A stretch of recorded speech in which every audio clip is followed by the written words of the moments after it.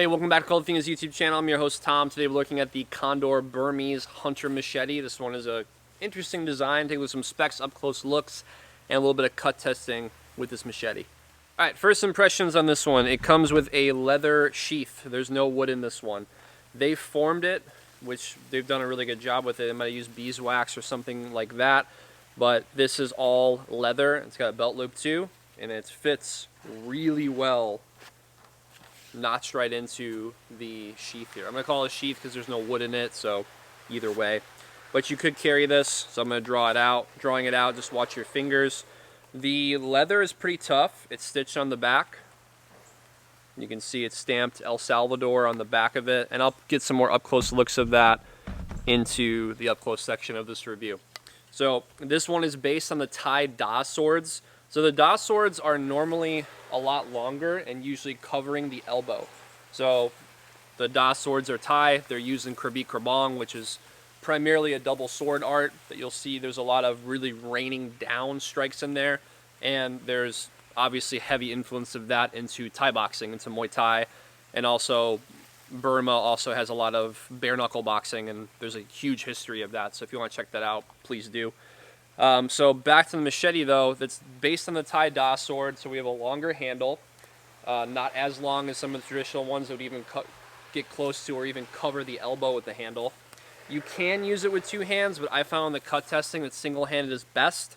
What is this one really for? Other than having something interesting in your collection, this could be something that would be really good to just cut brush with or something to use even in the garden when you need a machete, because it's pretty tough. It's a 1075 high carbon steel blade.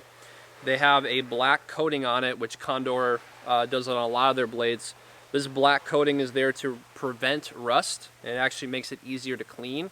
You can also, when you do need to maintenance the edge and you need to clean up the edge, it's actually going to be really easy with it being a machete. It's just kind of something you can beat up. Edge quality is solid. I mean, there's some Viking swords out there that have way more dull edges than than this thing does. So I've never had a Condor one where I've been like, the edge is kind of iffy.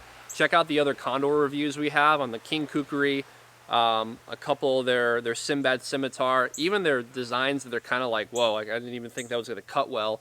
The steel quality and the craftsmanship that goes into it is actually really good. So let's do some up close looks of this one in the sheath and out of the sheath.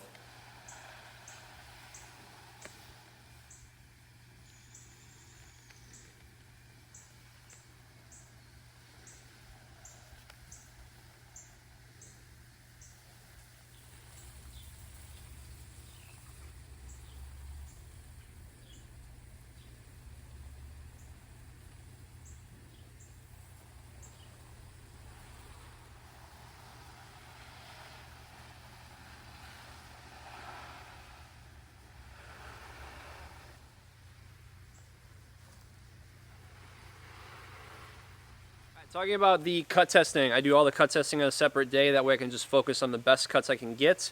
I worked primarily some upward cuts, did a little bit of downward cuts and horizontal as well to bring some variety to it. Overall, the edge is really, really good. I've had swords perform that have a thicker edge to them that have not performed as well in tatami. The tatami, I usually soak it about at least 24 hours to 48 hours. In order to make sure they're fully soaked through, and that's what you're supposed to do with them, so they're not dry. And working the cuts on these different lines has really helped just kind of see the edge geometry and also just how this thing flies. Take a look at the cut testing of the Condor Burmese Hunter Machete.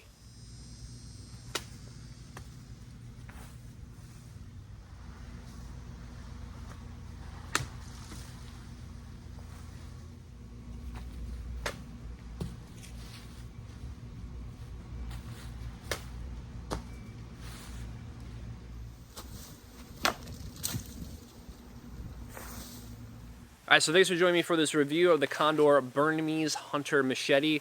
This one performed really well. It's a unique design, a little bit longer of a handle than I'm used to for other swords and other machetes that I have reviewed on this channel before, but Condor always comes through. So if you want something unique, something that's durable, especially with the coating that it has on this blade, you may want to pick this one up. And this being under $200, this could honestly be something you have in the just in your garage. You can get a wrap a paracord, something kind of fun to have in the, have in the garden if you need to hack some stuff up and hack some brush and stuff like that.